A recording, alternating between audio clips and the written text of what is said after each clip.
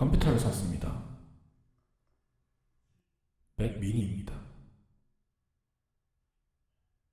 깡통 모델입니다. 상자를 열어보면 상자를 열어보 상자를 열어 사건의 전말을 이뤘습니다. 이 모든 문제는 빅서를 올린 뒤 시작되었습니다. 저는 맥북 프로 16인치를 사용 중이었습니다. 카탈리나까지만 해도 잘 쓰고 있던 저는 빅서를 올린 뒤 매우 이상한 성능 저하에 시달렸습니다.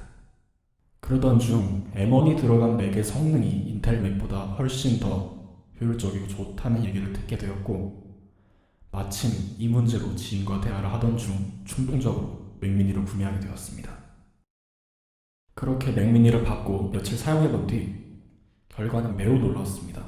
다른 분들이 리뷰해주신 대로 인텔 맥과 비등비등하거나 오히려 더 효율이 좋았던 경우가 많았고, 지금 메인으로 사용 중인 16인치 맥북 프로와 같은 환경에서 굴리고 있는데도 그 어떤 성능 저하 없이 아주 만족스럽게 굴러가고 있었습니다.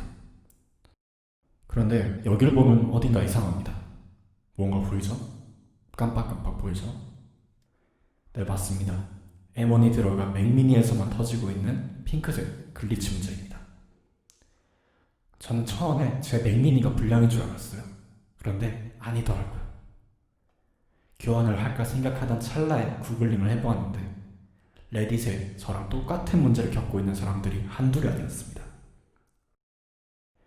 16인치 샀을 때도 사운드 파핑 문제 때문에 매우 머리가 아팠었는데 맥미니 역시 문제를 가진 채 출시되었습니다.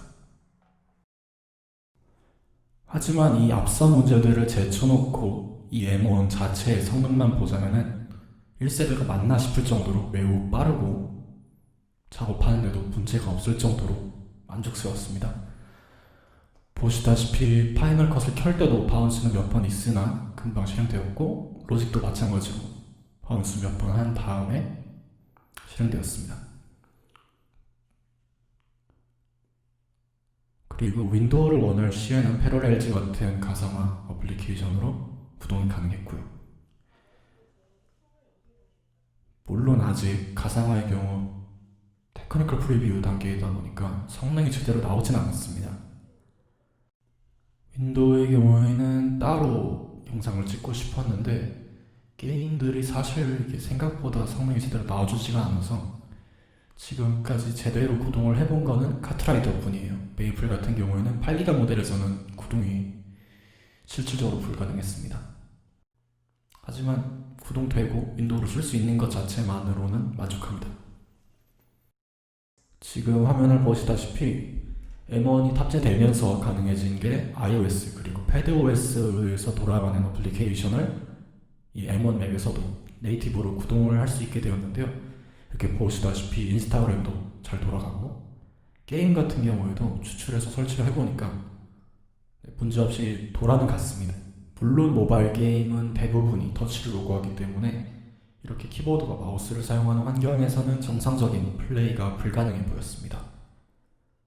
사실 이번 M1이 들어간 맥미니의 경우에는 뭐 깔 것도 사실 없고, 성능 면에서도 가격 면에서도 기존 맥에 비해서 매우 만족합니다.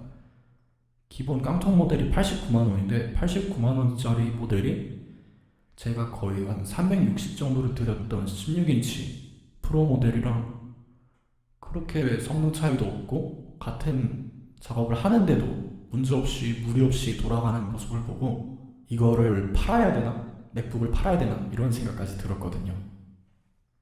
그래서 막 주위에서든지 누구든지 막 저한테 이거 M1 사야 되냐라고 물어본다면, 만약에 맥이 정말로 필요하다 그럼 저는 무조건 추천할 것 같아요.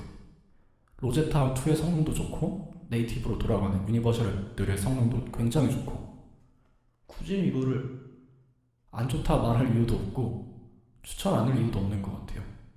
그런데 지금 맥을 쓰고 있고 충분히 사용이 넉넉한 맥을 사용 중이라면 아직은 좀 시기상조인 부분이 있지 않나 싶어요.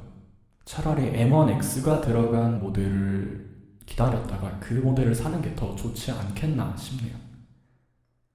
뭐 아무튼 저는 추천합니다. 살 거면 사세요. 안녕!